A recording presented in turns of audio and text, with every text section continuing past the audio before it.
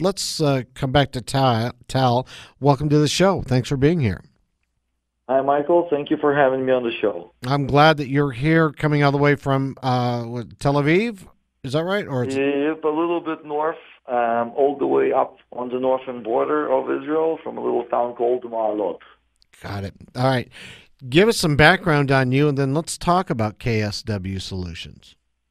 Absolutely. I was born in 81 in the USSR, moved to Israel in 1990, graduated the Hebrew University with a Bachelor of International Relations and Eastern Asia Studies and the Chinese language, and also served 3 years in the Israeli Air Force. Married to an American, have 3 kids, and trilingual from birth. Uh, that's about it. Okay. Well, what about KSW Solutions? Tell us what they do. Alrighty. So we figured out, me and some of my partners, we figured out that a lot of companies, they can find a consultant or an advisor in one leg of the chain, meaning you can always find somebody to train your salespeople, or you can always find some consultant to advise you on your logistics, or somebody who will help you out with your social media. However, it's really hard to find a company that's going to deal with the entire chain. Meaning that if you're buying strawberries from Mexico and then you truck them to New York, fly them over to Holland, and sell them in Germany, and you need help with all of that. You need help with quality control, and then you need help with the logistics chain, but you also need some branding and website building and promoting, and you need a new logo, and you need somebody to train your salespeople on how to sell those berries from Mexico to the supermarket in Germany or to the supermarket chain in Russia. And that's where we come in. We Okay. currently have about 20 people employed full-time, and we also have dozens of consulting people that do, you know, based on projects that work for us. Now, I was having lunch with our producer, Fish, and he was telling me that a story about the blueberries. If you can walk through that, and then I want to get into being able to deal with the different cultures, whether it's east, north, or west. But start with a blueberry story. That sounded amazing. Okay, so the blueberries, that's a very famous story. Blueberries in France and Germany that were originated from Holland, when they ended up on the shelf, instead of being fresh and good to be sold for several days, they would be gone within a few hours. There was some kind of a problem with those berries, and the manufacturer couldn't figure it out. They went to the warehouse that it originated from in Holland. They couldn't figure it out, so they hired us. We, using some Israeli technology and some external help, 5 people, we started all the way from Peru, where those blueberries are from, and we tracked them down to America, where they arrived. And from America, we tracked them all the way to Holland and then to the supermarket. And it turns out that the service provider in the Dutch warehouse, instead of keeping the right temperature, which was about 2 degrees Celsius, he was cheating the company, and instead it was about 8 degrees, which would damage those berries significantly. But without hiring somebody to go and physically inspect those specific parts of the warehouse where those berries are stored, you would never figure it out. So that's one example of what is it that we do. But then we also, since we already gained that reputation, we already hired to do the logo and the branding and the website, and then we also train the salespeople of the manufacturer. That's a real all-in-one stop. How do you deal with the difference between cultures, east or north or west?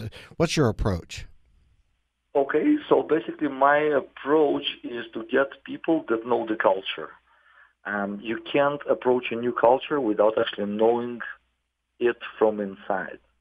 So I was born in the USSR, but I left when I was 9 years old. I still don't trust myself enough to be dealing with, current current businessmen in Russia or Ukraine. That's why I have local businessmen working with me. On the team, we have Americans to work with the American market. We have a few guys that were born in China. We have a few Japanese guys.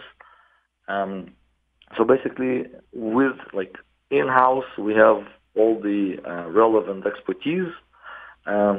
And also some of them are multicultural. I spent a few years in the States, so I know the local American market. And I also spent quite a few years in Western Europe and Israel. And so the rest, people that, just do international sales or international business for years, so they know the culture. Or when it comes to selling, you have an approach based on the country. Give me some changes, some subtle changes that you make from country to country. Okay, I'll give you this great example.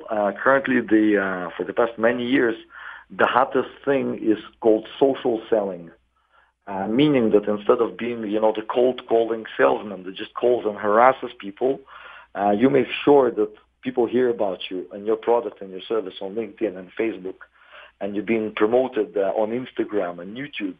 So you become an expert in your field, be it, furniture manufacturing. So people will come to you and will look for your brand and your expertise and your knowledge. Social selling. So, for example, if you target the American market, well, obviously it's Facebook and YouTube and Instagram, just an example. But those networks do not exist in Russia. So if you're a manufacturer of furniture and you have amazing pictures and amazing reviews on Instagram and YouTube, that's not going to help you in any way in Eastern Europe because they have completely different social networks, like VK.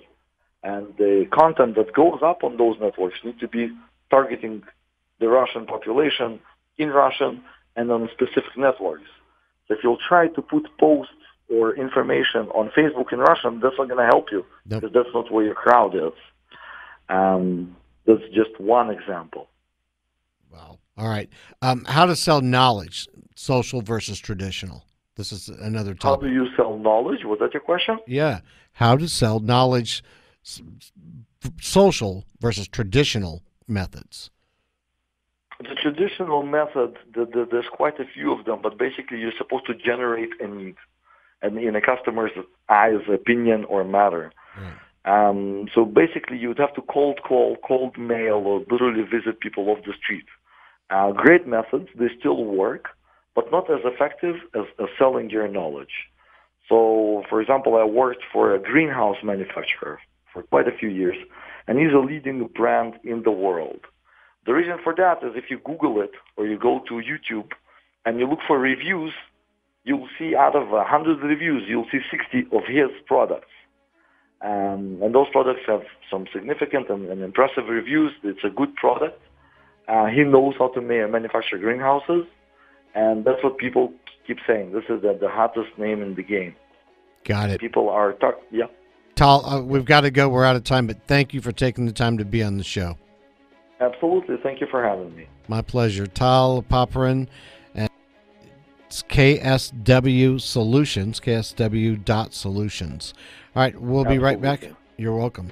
We'll be right back on the other side of this break with Rory Kutaya.